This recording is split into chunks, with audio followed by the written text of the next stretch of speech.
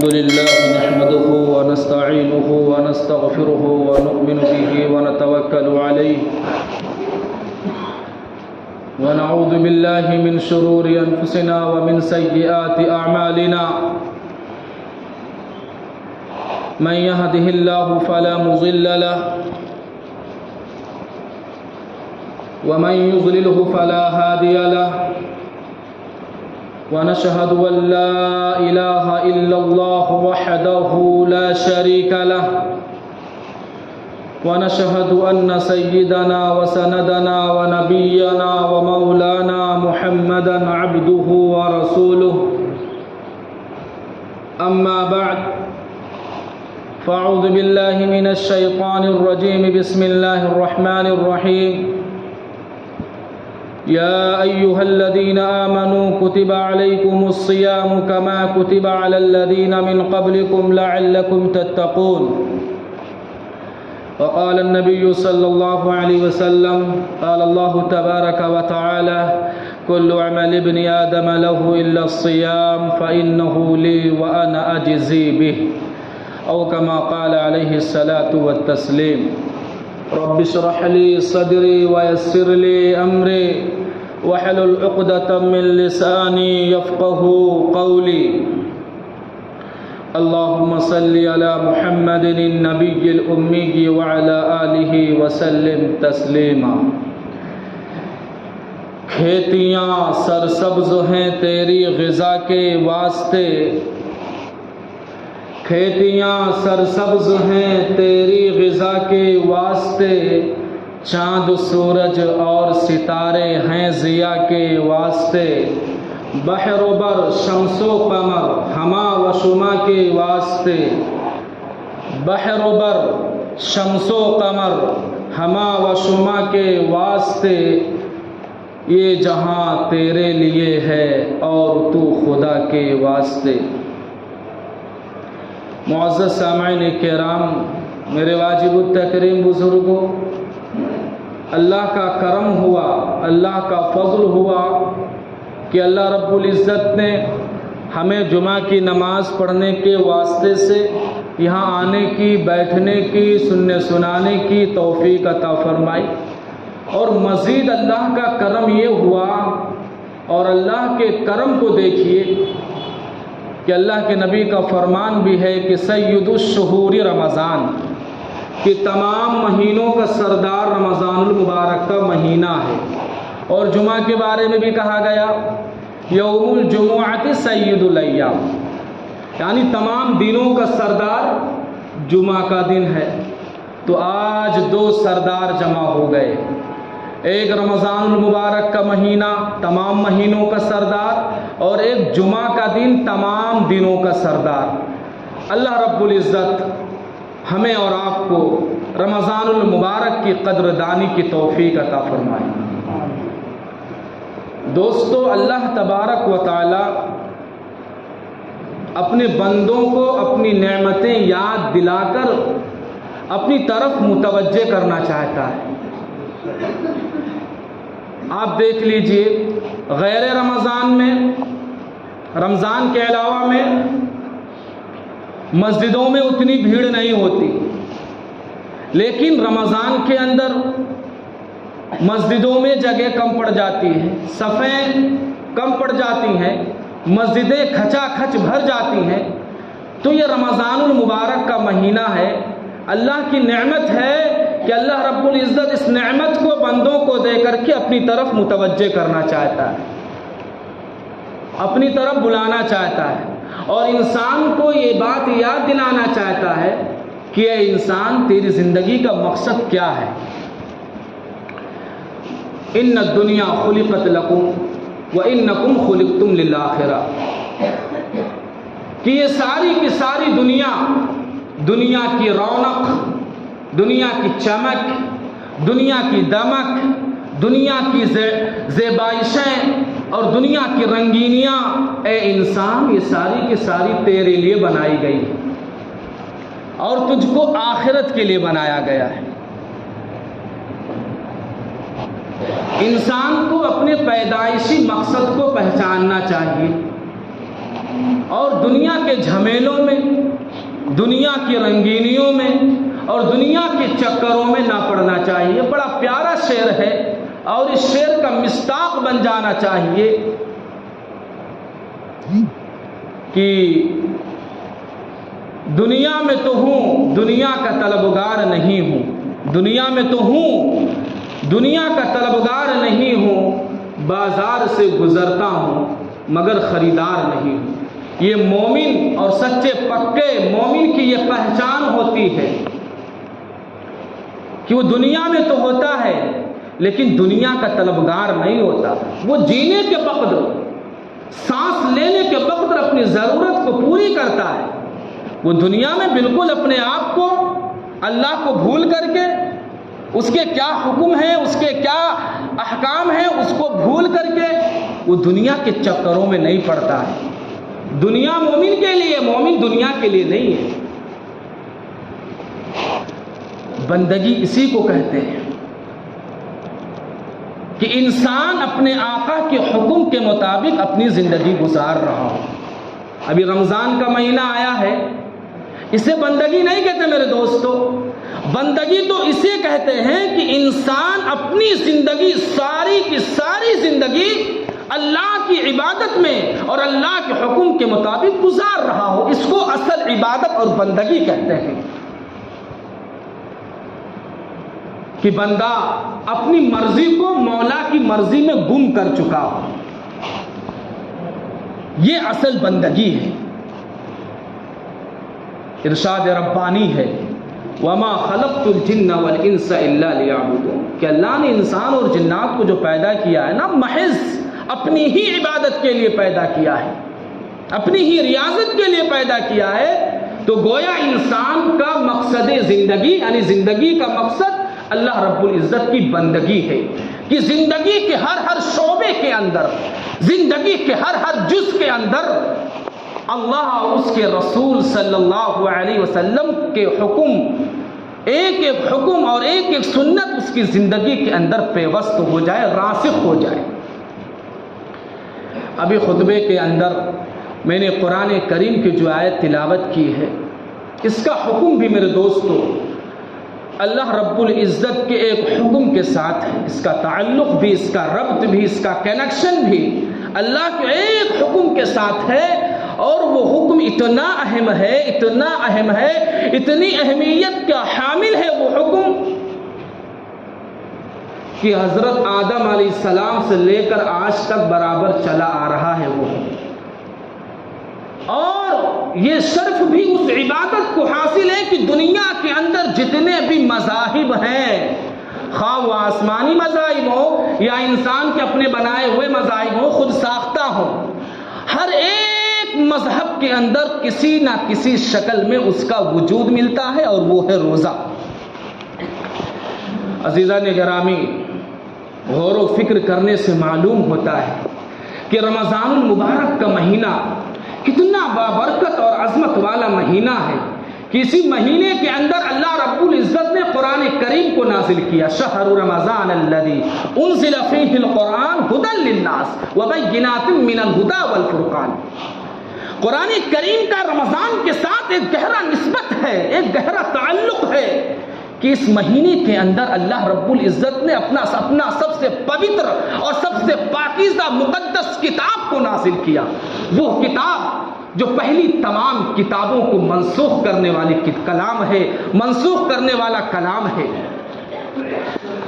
اور کنز العمال کے اندر حضرت ابو ہریرہ رضی اللہ تعالی عنہ سے روایت ہے، اذا كان اول ليلة من شهر رمضان صفدت الشياطين ومردت الجن وغلقت ابواب النار لم يفتح منها باب وفتحت ابواب الجنة لم يغلق منها باب وينادي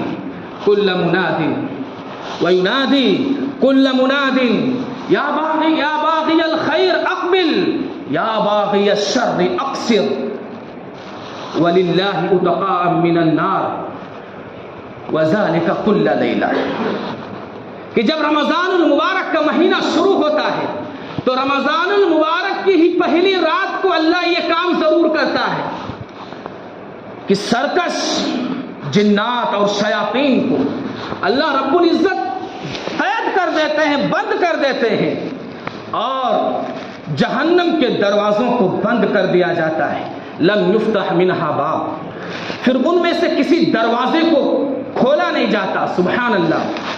شیطانوں کو بھی بند کر دیا جاتا ہے، سرکش شیاطین اور جناتوں کو بند کر دیا جاتا ہے. اللہ پاک کہتے ہیں کہ آپ سب بند ہو جاؤ، میرے محبوب صلی اللہ علیہ وسلم کی امتیوں کے روزوں کو خراب نہ کرنا.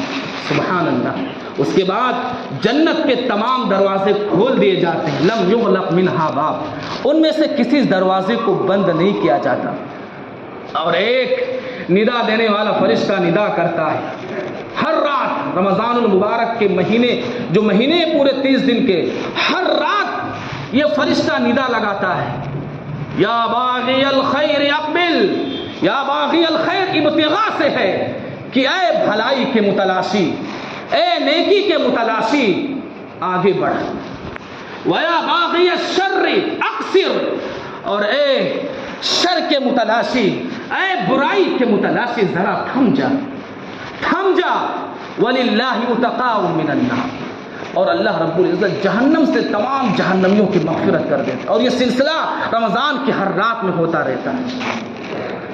اب یہاں طالب علم کے ذہن میں یہ سوال پیدا ہوگا کہ جب اللہ رب العزت رمضان المبارک کے اندر شیطانوں کو بند کر دیتے ہیں تو پھر بھی لوگ خباثتیں کیوں کرتے، پھر بھی غفلتیں کیوں کرتے ہیں، روزہ چھوڑ دیتے، روزہ نہیں رکھتے، اور بھی گناہ کے کام ہو جاتے ہیں؟ تو علماء کرام نے اس کا ایک جواب تو یہ دیا ہے کہ جو سرکش شیاطین ہیں، خبیث قسم کے شیاطین ہیں، جو بڑے بڑے ہیں، دگج ہیں، جو گرو گھنٹال ہیں، اللہ رب العزت ان تمام سرکش شیاطین کو بند کر دیتے ہیں، چھوٹے چھوٹے رہتے ہیں. تو ہمارا ایمان اتنا کمزور ہے، ہم اتنے غفلت میں ہیں کہ وہ چھوٹے بھی ہم کو دبا دیتے ہیں. دوسرا جواب یہ ہے کہ رمضان کے علاوہ مہینے میں شیطان نفس کے اندر اتنی خباثتیں ڈال دیتا ہے، اتنی خباثتیں ڈال دیتا ہے کہ رمضان کے اندر بھی اس خباثت کا اثر رہتا ہے. انسان غفلت میں اپنے آپ کو مٹا دیتا ہے، لاپرواہی سے کام لے لیتا ہے.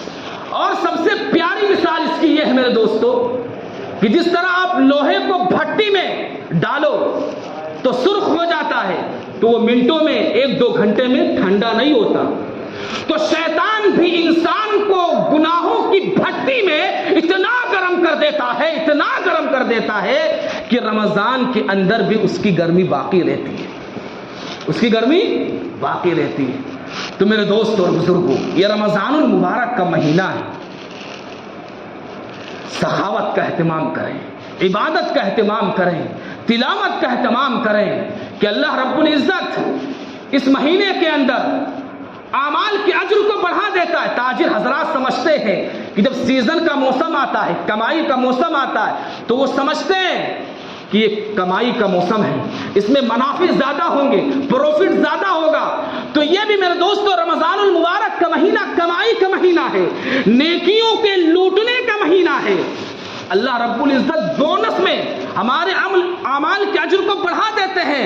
فرض پڑھو 70 فرضوں کا ثواب، نفل پڑھو فرضوں کا ثواب.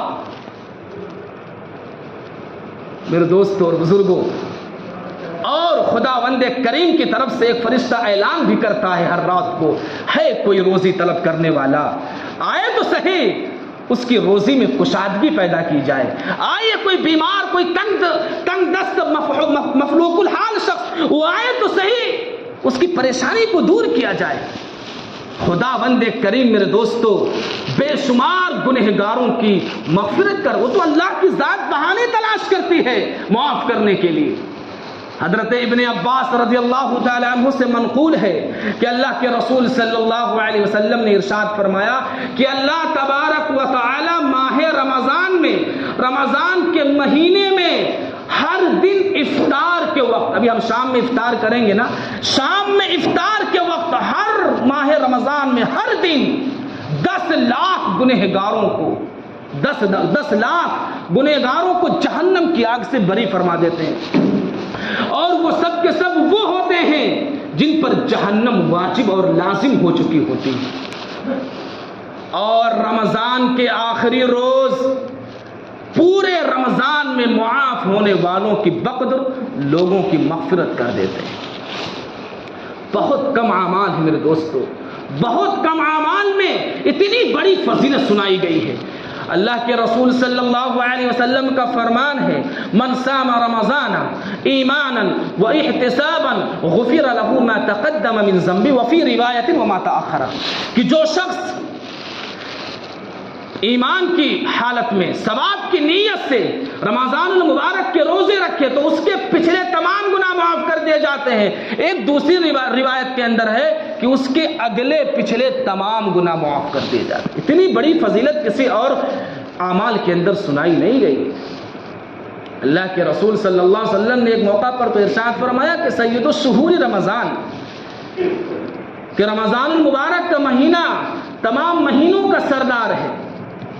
ایک مرتبہ حضرت جبریل علیہ السلام نے، آپ لوگوں نے اس حدیث کو بارہا سنا ہوگا، جلسوں کے اندر علماء کرام کی زبان سے اس منبر کے ذریعے سے بارہا سنا ہوگا، ہمارے کانوں سے یہ حدیث ٹکرائی ہوگی، لیکن ہم سمجھتے ہیں حدیث ہے، سن لیا۔ یاد رکھیے میرے دوستو، ہمارے اقوال بدل سکتے ہیں، خیالات غلط ہو سکتے ہیں، ہوا کا رخ بدل سکتا ہے، سمندر کی طغیانی کے اندر اور سمندر کے موجوں کے اندر فرق آ سکتا ہے، لیکن جناب محمد الرسول اللہ صلی اللہ علیہ وسلم نے جو بات کہہ دیا پتھر کی لکیر ہے، وہ غلط نہیں ہو سکتا، وہ ہو کر کے ہی رہے گا۔ ایک مرتبہ جناب محمد الرسول اللہ صلی اللہ علیہ وسلم کے پاس حضرت جبریل آئے اور کہا، اے محبوب خدا صلی اللہ علیہ وسلم، میں آپ کی امت کے کچھ لوگوں پر بد دعا کروں گا، آپ کو آمین کہنا ہے۔ ذرا غور کیجیے، سید الملائکہ حضرت جبریل علیہ السلام کی بد دعا ہو اور سید الانبیاء نبیوں کے سردار سرور دو عالم جمیل الشیم نبی الورا جناب محمد الرسول اللہ صلی اللہ علیہ وسلم اس پر آمین کہنے والے ہوں، بھلا بتلاؤ کیا وہ بد دعا رد ہو سکتی ہے؟ ان بد دعاؤں میں سے ایک بد دعا یہ بھی ہے کہ جبریل امین نے کہا، ہلاک ہو جیو وہ شخص کہ جو رمضان المبارک کا مہینہ پائے اور اپنی مغفرت نہ کرا پائے۔ رمضان المبارک جیسے مقدس مہینے کی قدر کر کے، اطاعت کر کے، اللہ کے حکم کے مطابق زندگی گزار کر کے اپنی مغفرت نہ کرا پائے، جبریل امین نے کہا ایسا شخص ہلاک ہو جائے۔ اس پر اللہ کے رسول صلی اللہ علیہ وسلم نے آمین کہا۔ بتاؤ کیا بد دعا رد ہو سکتی ہے؟ لیکن میرے دوست اور بزرگوں، جہاں روزے کے بہت سارے فوائد ہیں کہ اللہ کے رسول صلی اللہ علیہ وسلم نے قسم کھا کر فرمایا، لخلوف فم الصائم اطیب عند اللہ من ریح المسک، کہ اللہ کے رسول صلی اللہ علیہ وسلم نے قسم کھا کر فرمایا کہ روزے دار کی منہ کی بدبو، جو پیٹ کے خالی ہونے کی وجہ سے، معدے کے خالی ہونے کی وجہ سے جو ایک قسم کی بدبو منہ سے نکلتی ہے، وہ بدبو اللہ کے نزدیک مشک و عنبر سے زیادہ پسندیدہ ہے۔ یاد رکھو میرے دوستو، جہاں جہاں روزے کے بہت سارے فوائد ہیں، وہیں روزے کا سب سے بڑا فائدہ یہ ہے کہ روزے کی برکت سے قوت روحانی میں اضافہ ہوتا ہے، قوت روحانی میں اضافہ ہوتا ہے، اور شہوت رانی جو ہے، خواہشات نفسانی جو ہے، یہ مٹ جاتی ہے، یہ دب جاتی ہے روزہ رکھنے کی وجہ سے۔ انسان کی خواہش، جو ہوا، جو خواہشات نفسانی ہے، وہ مٹ جاتی ہے، دب جاتی ہے، اور بھوک و پیاس کا احساس دلاتی ہے۔ غریب اور فاقہ کش بھائیوں کے ساتھ ہمدردی کا معاملہ سکھاتی ہے اور قوم کا ہمدرد بنا دیتا ہے۔ یہ روزہ ہوئے ہیں فرض روزے اس لیے کہ تم شرماؤ، کھلاؤ اپنے بھائیوں کو، خود فاقے کا غم کھاؤ، ادائے سوم ہی سے قوم کے ہمدرد بن جاؤ، ریاضت کا لگاؤ باغ تو جنت میں پھل کھاؤ۔ میرے بھائی اور دوستو، یہ بات اظہر من الشمس ہے کہ لوگوں کو دوسروں کی تکلیف، دوسروں کی پریشانی دوسروں کی ضرورت، دوسروں کی تکلیف اس وقت تک پتہ نہیں چلتا ہے جب تک وہ انسان خود اس مصیبت میں پریشان نہ ہو، اس مصیبت میں گرفتار نہ ہو، اس پریشانی کے اندر مبتلا نہ ہو۔ اور روزہ اس احساس کو پیدا کرتا ہے، اس احساس کو پیدا کرتا ہے۔ مگر ہائے افسوس، آج مسلمان روزے کو اپنے اوپر بار سمجھتا ہے، بار اپنے اوپر بوجھ سمجھتا ہے۔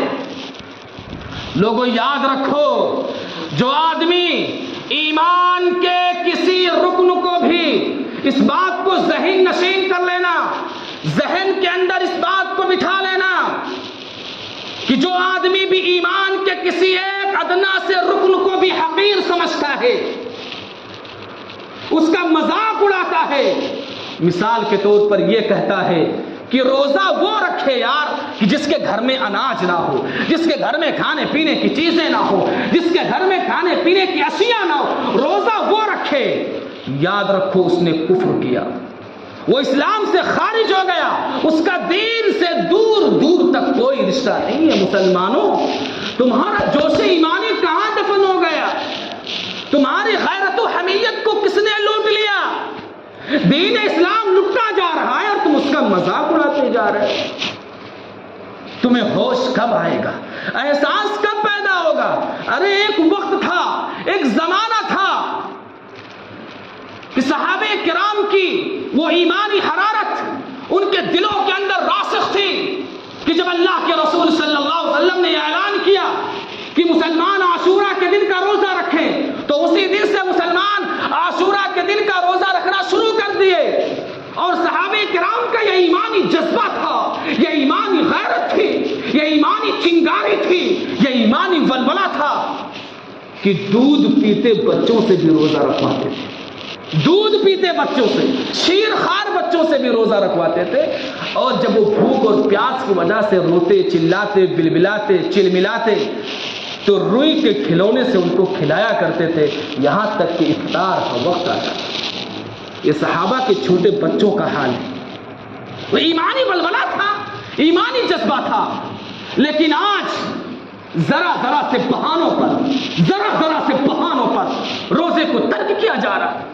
مجھے بھوک بہت لگتی ہے، مجھے بھوک برداشت نہیں ہوتا، اگر میں ایک ٹائم کھانا نہیں کھاؤں گا تو اس دنیا سے دوسری دنیا میں منتقل ہو جاؤں گا۔ مجھے بھوک بہت لگتی ہے، ڈاکٹر نے منع کیا، میری دوائیاں چلتی ہیں، ذرا ذرا سے بہانوں پر آج روزے کو ترک کیا جا رہا ہے، احساس بھی نہیں ہوتا۔ میرے بھائی اور دوستوں اور بزرگوں، زندگی کا یہ تھوڑا سا وقفہ ہے، یہ وقت ہے اس مہینے میں نیکیوں اور بھلائیوں کو لوٹنے کا۔ یہ زندگی کا تھوڑا سا وقفہ ہے، اس کو عبادت اور ریاضت میں لگا دو، تاکہ جب ہمارا خاتمہ مرنا ہے، قبر کے اندر جانا ہے، سوال ہونا ہے، حساب کتاب ہونا ہے، اللہ کے سامنے کھڑا ہونا ہے، تو جب ہمارا خاتمہ ہو، جب ہمارا نام اعمال اللہ کے سامنے کھلے، تو جب اللہ ہمارا نام اعمال کو دیکھے تو اللہ رب العزت ہمارے نام اعمال کو دیکھ کر کے ہمارے نام اعمال سے خوش ہو جائے۔ نہیں تو میرے دوستو، افسوس کے سوا کچھ ہاتھ نہیں آئے گا، کچھ ہاتھ نہیں آئے گا۔ اس لیے میرے دوستو، رمضان المبارک کا مہینہ ہے، اس کے 3 عشرے ہوتے ہیں۔ پہلا عشرہ رحمت کا، دوسرا مغفرت کا، تیسرا جہنم سے خلاصی کا۔ اس کو یاد کر لیں، پہلا عشرہ رحمت کا، دوسرا مغفرت کا، اور تیسرا جہنم سے خلاصی کا۔ اور بزرگوں کا معمول رہا ہے، ہمارے بزرگوں کا، پرکھوں کا، ہمارے اسلاف کا یہ معمول رہا ہے کہ رمضان کے جو پہلا عشرہ ہے، رمضان کے 10 روزے، اس کے اندر ہمارے بزرگوں کا ایک معمول رہا ہے، وہ اپنی دعا کے اندر اس دعا کو شامل کیا کرتے تھے اور اللہ سے مانگا کرتے تھے۔ اور یہ جو دعا میں آپ کو بتانے والا ہوں، اس کو اس رمضان کے پہلے ہی عشرے میں کرنا ہے، یعنی رمضان کے 10 عشرے، پھر دوسرے عشرے کی دعا الگ ہے، تیسرے عشرے کی دعا الگ ہے، انشاءاللہ موقع ملا پھر بتایا جائے گا دوسرے تیسرے عشرے کی دعا۔ پہلے عشرے کی دعا ہے، اور قرآن کریم کی ایک آیت ہے، 18ویں پارے کی آیت ہے، سورہ المؤمنون کی، جو سورہ المؤمنون ہے اس کی آخری آیت ہے کہ رب اغفر وارحم وانت خیر الراحمین، کہ جب ہم نماز پڑھیں، دعا کریں تو اس کو اپنے دعا میں شامل کر لیں، تلاوت تلاوت کرے، تلاوت کرنے کے بعد تھوڑی دیر اللہ کے سامنے ہاتھ اٹھا لے. یہ مبارک مہینہ ہے، اللہ دعائیں ضرور قبول کرے گا کہ رب اغفر، اے اللہ تو میری مغفرت فرما، رب اغفر، اے اللہ تو میری بال بال مغفرت فرما، وارحم، اور تو مجھ پر رحم فرما، وانت خیر الراحمین، اور تو ہی سب سے زیادہ رحم کرنے والا ہے. اس دعا کو اس 10 دن کے اندر خوب کثرت کے ساتھ مانگیں، اس کا اہتمام کریں، تلاوت کا اہتمام کریں. اللہ رب العزت خداوند قدوس سے دعا ہے کہ اللہ رب العزت ہم سب کو رمضان المبارک جیسا مقدس مہینہ اپنے اور اپنے نبی کے حکم کے مطابق گزارنے کی توفیق عطا فرمائے. اور آخر میں ایک بات کہوں گا کہ زندگی اگر رمضان جیسا بنا لو، زندگی اگر رمضان جیسا بنا لو تو انشاءاللہ موت عید جیسی ہوگی. وآخر دعوانا الحمدللہ رب العالمین.